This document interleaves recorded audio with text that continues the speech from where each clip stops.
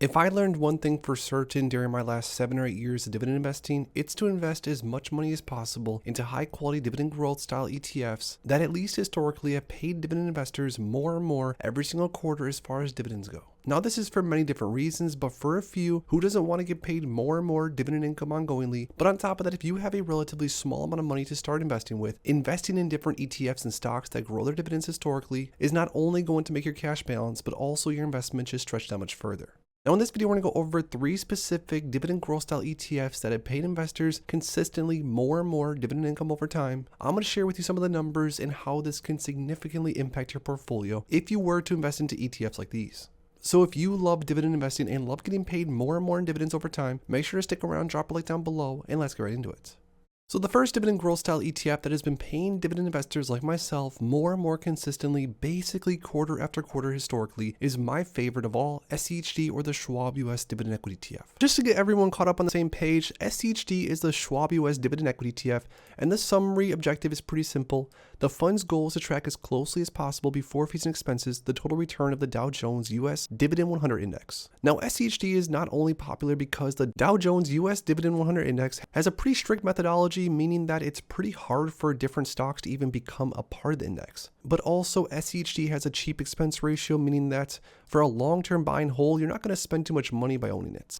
Now some stats on SCHD, this ETF currently offers around a 3.5% trailing 12-month dividend yield, around an 8.8% trailing 12-month dividend growth rate, but the dividend over the last 3 years has grown around 9% per year, the last 5 years around 12.8%, and the last 10 years around 11.01%. Now I kind of talked about during the intro that dividend growth is very important to investors that want to get paid more dividends over time, but also for investors that don't have all that much cash to invest into day one. Now what I mean by this is that if we were to look back at all the dividends that SCHD has paid to investors historically, back in the day when investors bought into this one, even if they were only getting paid say 27-30 cents per share per quarter, over time they've been getting paid more and more consistently to the point to where they're now getting paid almost 3 times as much as that just over the last say 6 or 7 years. And honestly, over time, these small but steady dividend increases do add up a lot more than you would imagine, especially as you gather more and more shares. Like for example, if you had 100 shares of SCHD on a quarterly basis, let's say you were getting paid around 30 cents per share per quarter, that's around $30 that you would be getting paid if you had 100 shares of SCHD back then. But now just as of recently, because SCHD did pay an 82-cent quarterly dividend just as of last June, that means you're now getting paid $82, which is much more than 30. Not to mention a lot of investors over time gather hundreds if not thousands of shares, which obviously do the math, it can definitely add up.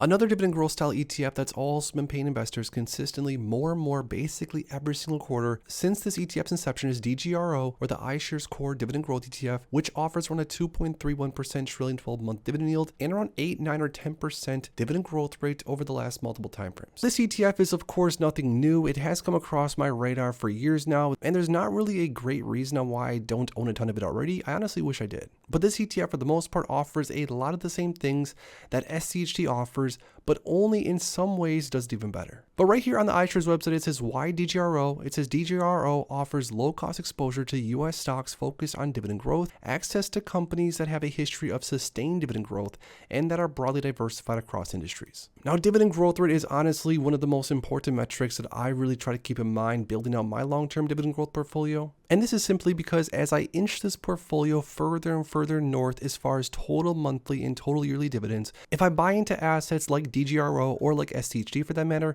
that at least historically have paid more and more in dividends over time, it's going to give the portfolio a boost in dividend income without me having to purchase another share, which sounds amazing. Now, one of the main reasons I am actually very interested in making DGRO maybe possibly my future daily buy as far as a dividend growth position is the fact that the top holdings, in my opinion, are honestly a lot like SCHD, only better in certain ways. Now, I say this because there are definitely some familiar faces in here, a lot of different stocks that SCHD also holds, of course. But there's also different top holdings like Apple and Microsoft, which actually make up around 6% of the overall ETF, which I like because as a younger dividend growth investor, I think these names are going to give DGRO some massive growth potential long term. But honestly, simply put, I'm a huge fan of the top holdings in DGRO. SCHD has an amazing strategy, has had amazing dividend growth historically, and some good price return on top of that. But the top holdings in SCHD are not necessarily what I would call the best top holdings across the market.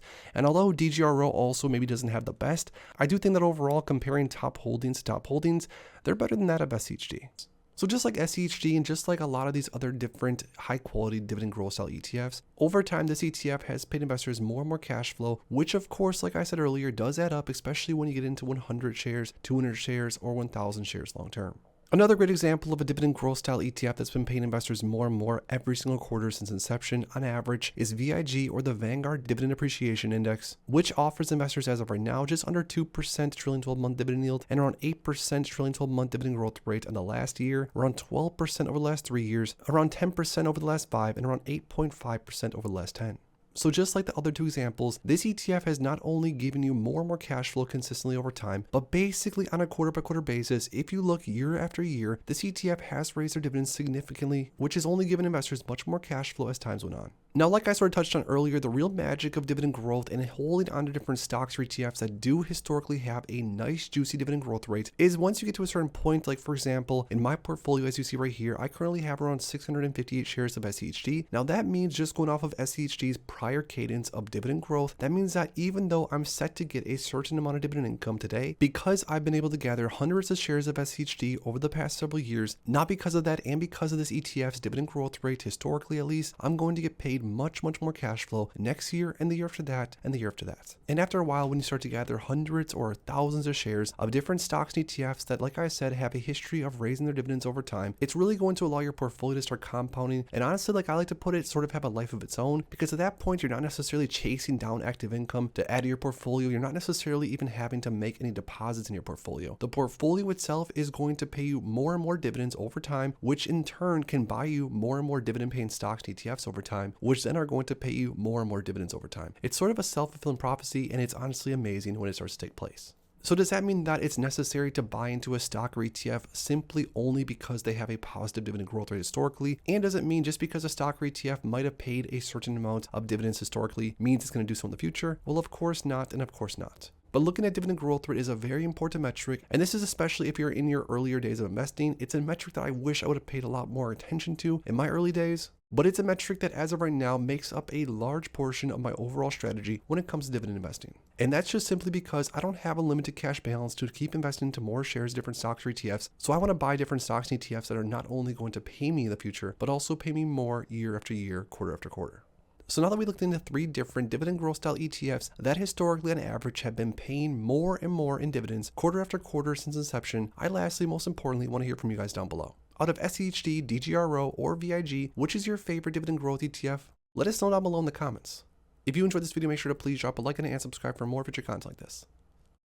Thanks as always for stopping by, and if you are interested in investing, make sure to check out these recent videos I posted right here.